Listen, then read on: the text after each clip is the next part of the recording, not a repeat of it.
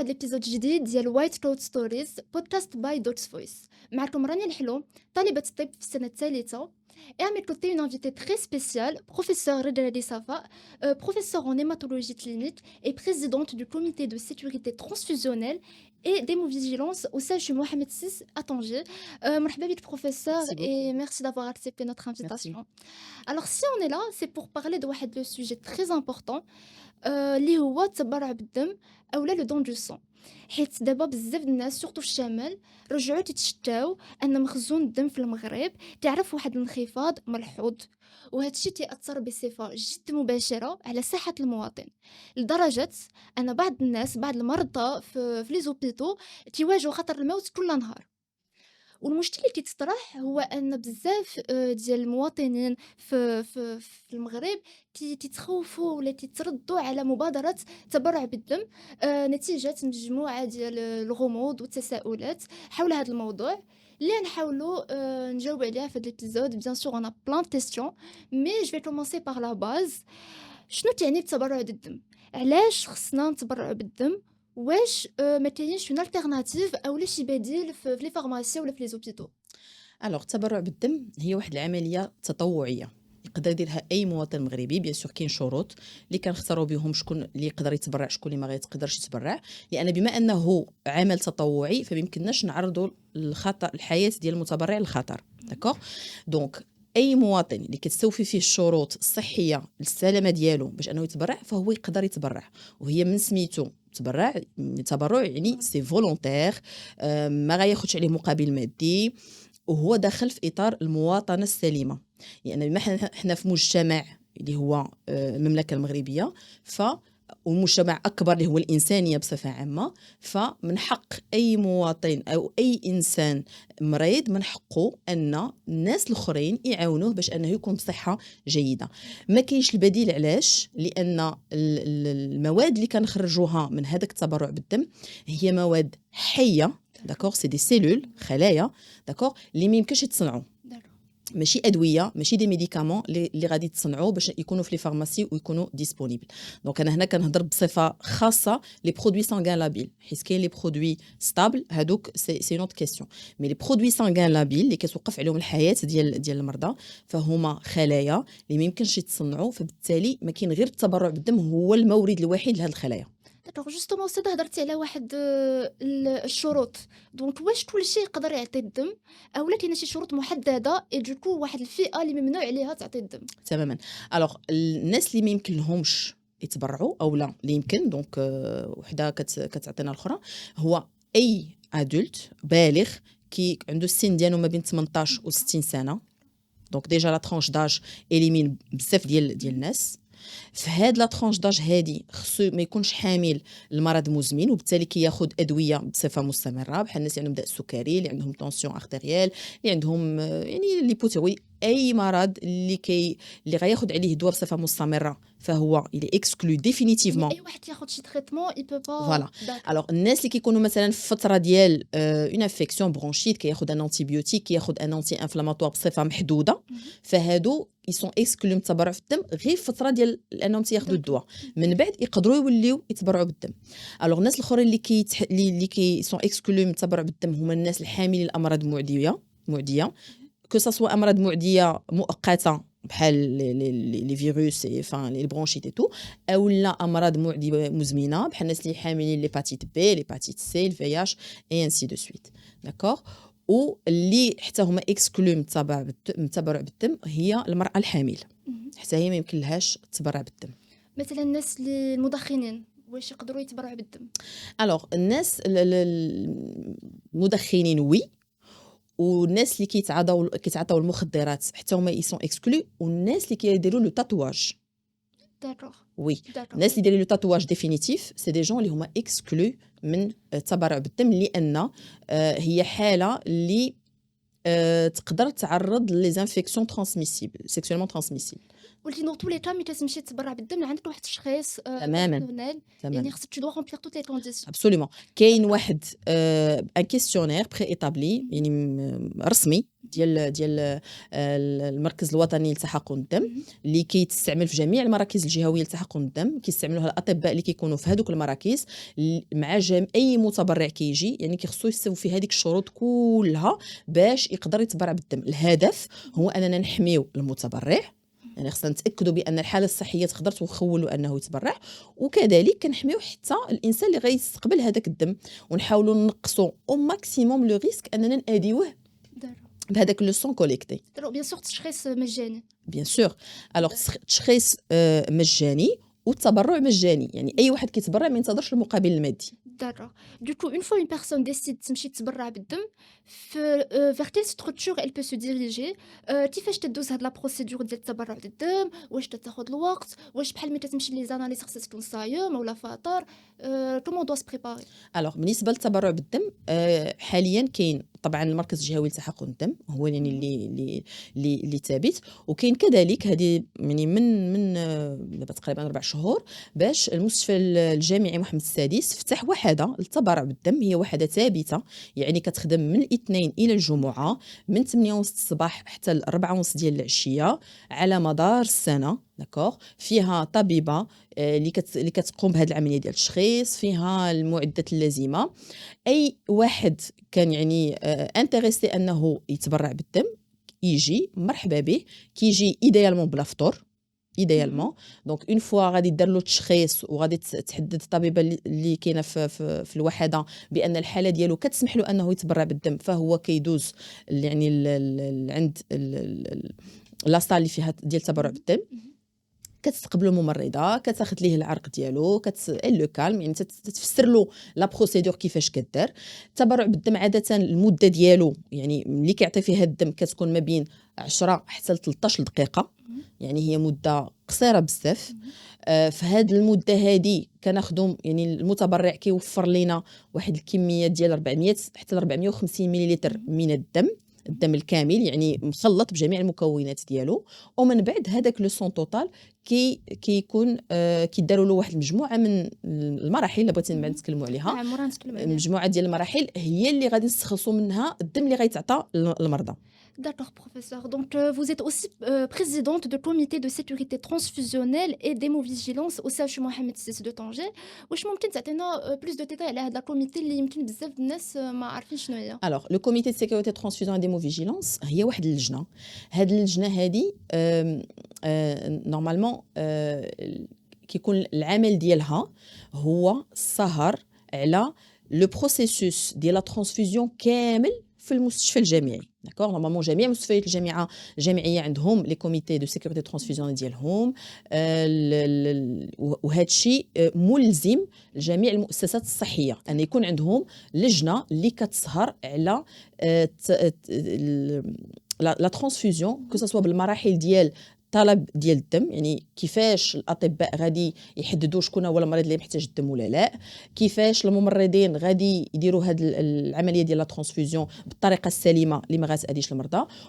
وكيكون هذه اللجنه هذه من المهمات ديالها هو ان الا طرا شي مشكل صحي لاي واحد خدا الدم فهي كتعلم باش كدير لونكيت ديالها وتعرف فين كاين الخلل. الهدف هو ان بصفه اجماليه نحميو المواطنين او المرضى بصفه عامه من اي مخاطر يعني متعلقه بالدم، لانه كنرجعوا عاوتاني للاصل، هذا الدم منين جانا من المتبرعين، يعني ماشي جايين من معمل اللي يعني الظروف ديال لا ستيريليتي سون ريغوروس، جايين من عند انسان اللي يقدر يكون في ديك المرحله حامل الفيروس وما تعرفاتش او لا بحال هاد المسائل هذه. جو فوا داكوغ.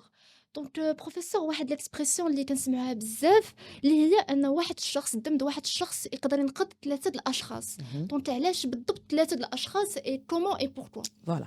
الوغ كيف ما قلت توتالور هو ملي كيعطينا المتبرع 450 مليلتر ديال الدم هو كيعطينا سكون ابل لو سون توتال، يعني الدم كله بجميع مكوناته. هنا هذا الدم هذا كيدخل في واحد المجموعه ديال المراحل اللي الاولى اللي هي لا كاليفيكاسيون، يعني كيداروا تحاليل على هذاك الدم، ولا يكون لا يكون ربما واخا المريض كيقول ولا المتبرع كيقول انا يعني ما متبع على حتى شي مرض، كيداروا تحاليل على هذاك الدم، ربما تكون هيباتيت بي باقي هو ما حش بها، يكون فياش هو باقي ما حش بالاعراض ديالو، يعني كيداروا واحد المجموعه من التحاليل في لا كاليفيكاسيون. التحاليل الاولى د كاليفيكاسيون هما هادو اللي فيهم تنقلبوا على فيروس. التحاليل الثانيه كنحددوا النوع د الفصيله ديال هذاك الدم د المتبرع على مجموعه ديال لي غروب سانغان، الابي او، الريسوس، الكال، تو ان فينوتيب كيتحدد. من كون تو تي فاليدي ديك الساعه كندخلوا للمرحله الثانيه اللي هي كتسمى لا سيباراسيون.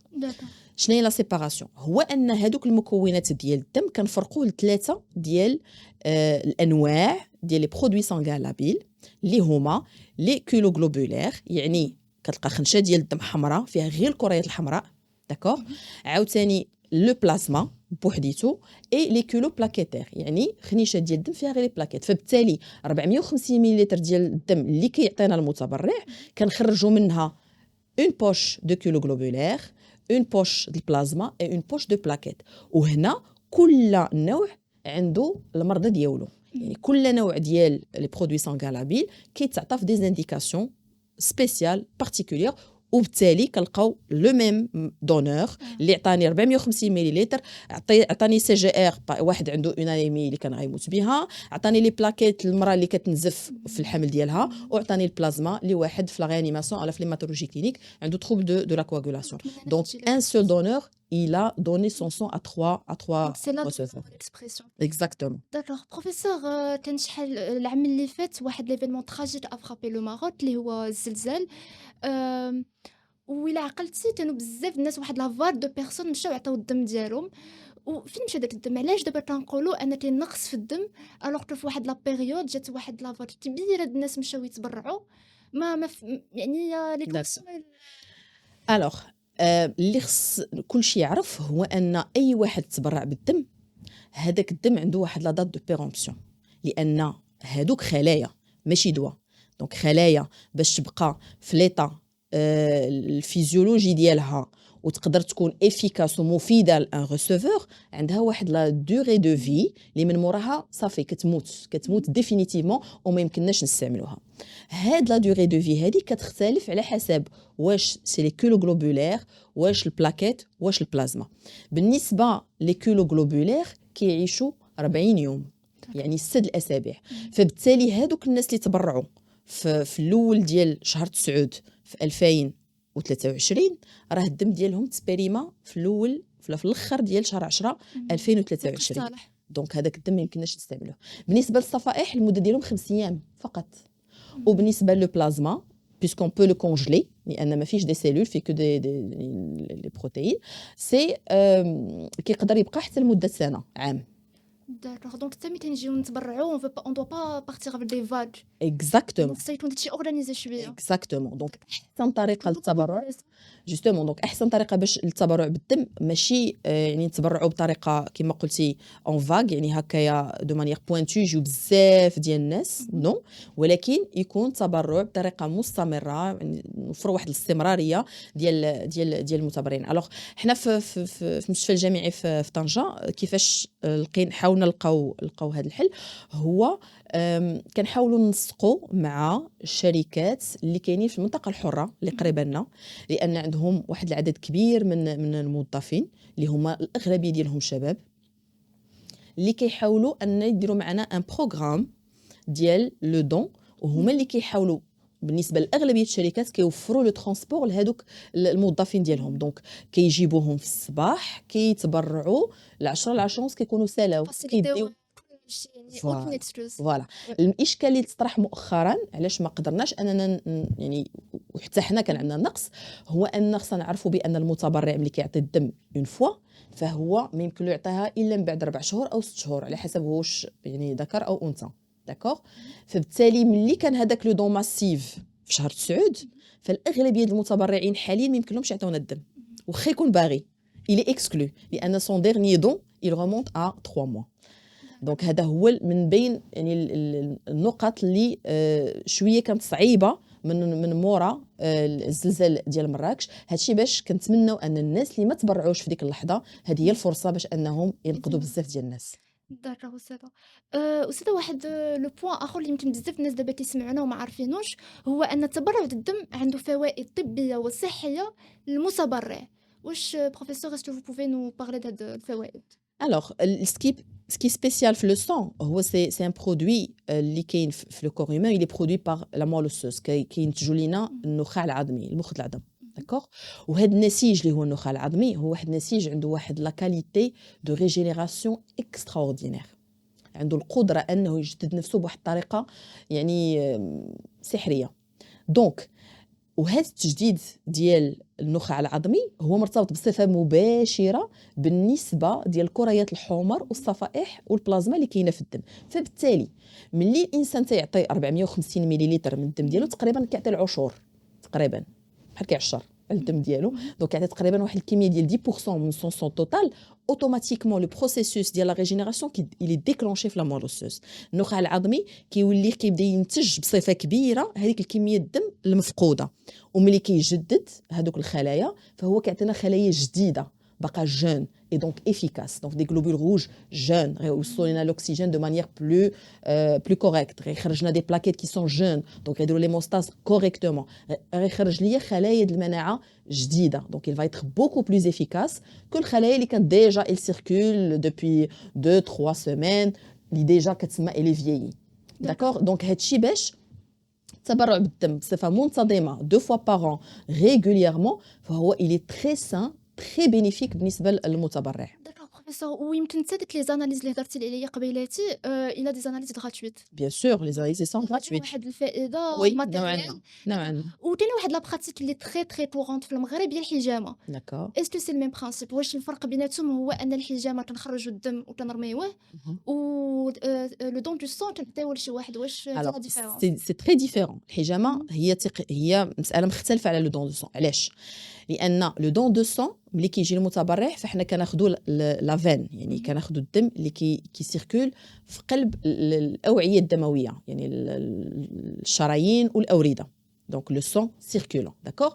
ولكن الحجامه هي واحد التقنيه اللي كتاخذ ليا لو سون اللي كاين في لو سيكتور لمفاتيك، يعني لو سون اللي كاين في لو سيكتور لمفاتيك تما هذاك ملي يعني كدار الحجامه وكيتحيد هذاك لو سون، هذاك سي ان دم اللي كيكون فيه لي توكسين، تيكون فيه يعني لي ديبري سيلولير، سي بحال ان ديبارا اللي هضرنا عليهم قبيلات. اكزاكتومون. ما تيكونوش فيه الخلايا اللي حنا محتاجين.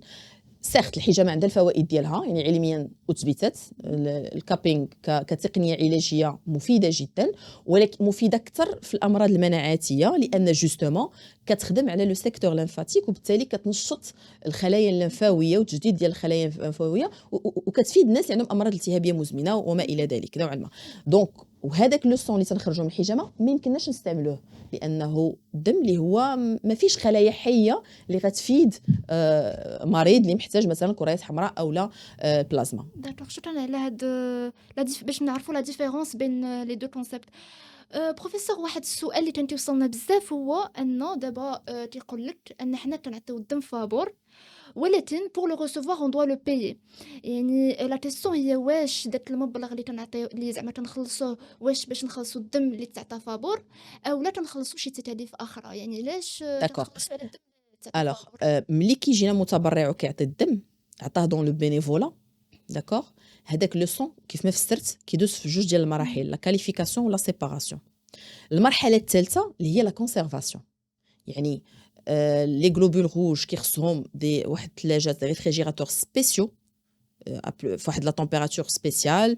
لي بلاكيت كيخصهم سكون ابل لاجيتاتور اون بيرمانونس، اون ماشين اللي كتبقى تحركهم هكذا باش هذوك الصفائح مي يلصقوش بعضياتهم ويبقاو توجور افيكاس. والبلازما il faut le mettre dans des congélateurs à moins 30 degrés اللي خصها تكون ستابل دائما. الوغ هاد لي زيتاب ثلاثه سي دي زيتاب اللي كنستعملوا فيهم دي رياكتيف، كنستعملوا فيهم دي ماشين اللي خصهم لونتروتيان، كنستعملوا فيهم جوستومون دي لوكو اللي خص يعني. فبالتالي هذيك التكلفه اللي كتخرج الوحده ديال البرودوي سانغان كو سوا روج بلاكيت او لا بلازما، هي الثمن يعني كيخلصوا المريض هو ثمن اللي فيه فقط التكاليف المحيطه اللي خدمنا بها هذاك لو سون. ما كيتخلصش بها لوبيتال، ما عنده حتى شي ربح، يعني ما كاينش ان اوبيتال ميم في لي ستركتور بريفي ما كيديروش لا مارج دو بينيفيس في لو سون، وما فيهاش يعني التكاليف ديال لو سون في حد ذاته ديال المصاربه، لان هذاك سان برودوي غراتوي.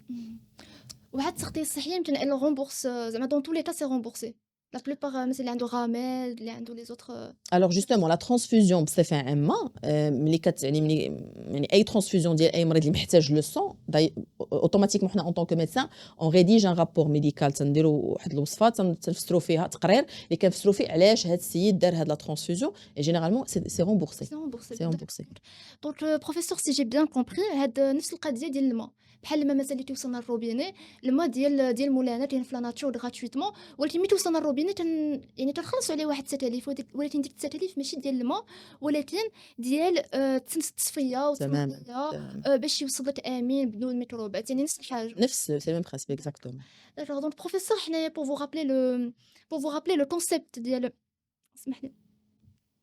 Donc professeur, pour vous rappeler le concept ديال le podcast ديالنا هو ان تنشاركوا مع le public des histoires ou des anecdotes ou des expériences d'étudiants en médecine, professionnels de la santé, المهم peu importe. Et زعما ما كرهتش pourtant reste la même thématique ان vous partagez un cas qui passe votre carrière et pour concrétiser هادشي كامل اللي قلنا. Alors, je vais partager avec, enfin, les cas هادشي كتير، يعني الحالات ديال الناس اللي مرتبطين بلا ترانسفوزيون كتار. Ça va être des cas tristes malheureusement, mais en fait la routine de ce qu'on a fait le service d'hématologie clinique. Alors بحكم ان de par ma spécialité, donc mis à part le comité, de par ma spécialité, on soigne des malades qui ont des cancers de sang, donc que ce soit la leucémie aiguë, que ce soit les lymphomes, enfin tous les cancers, les cancers de sang.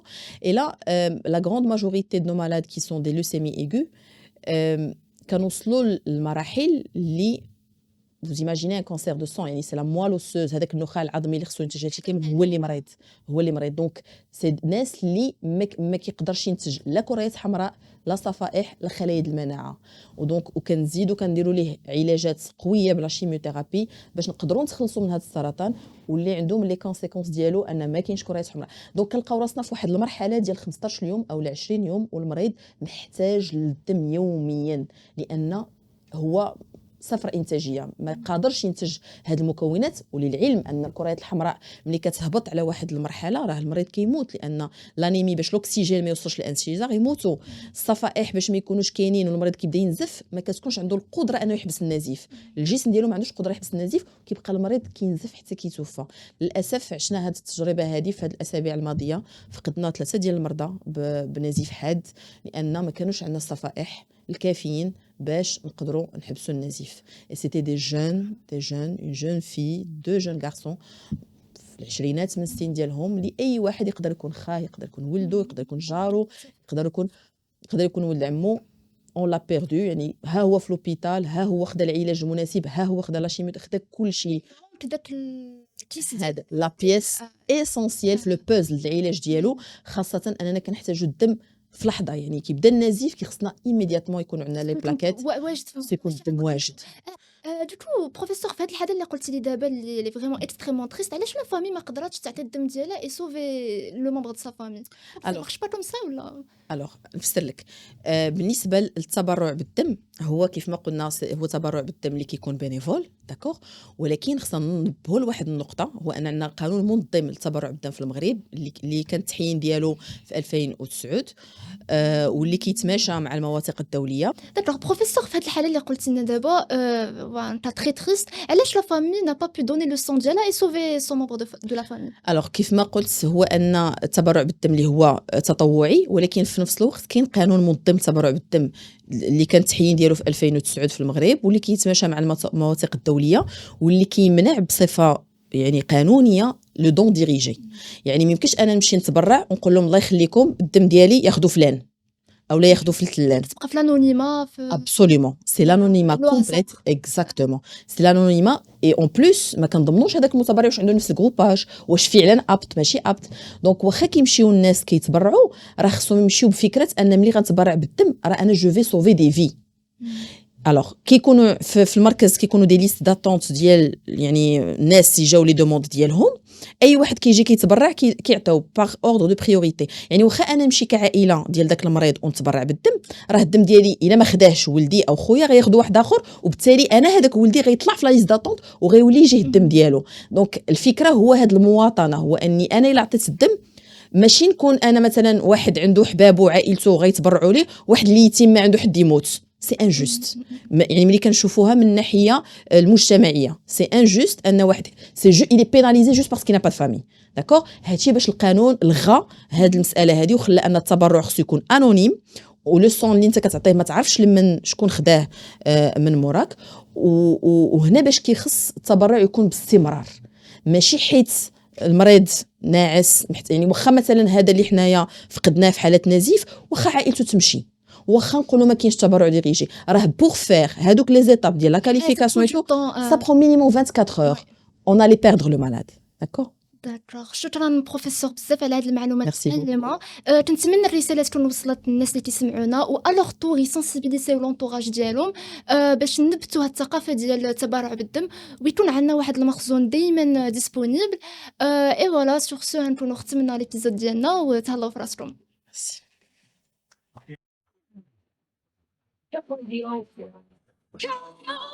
Cap Radio.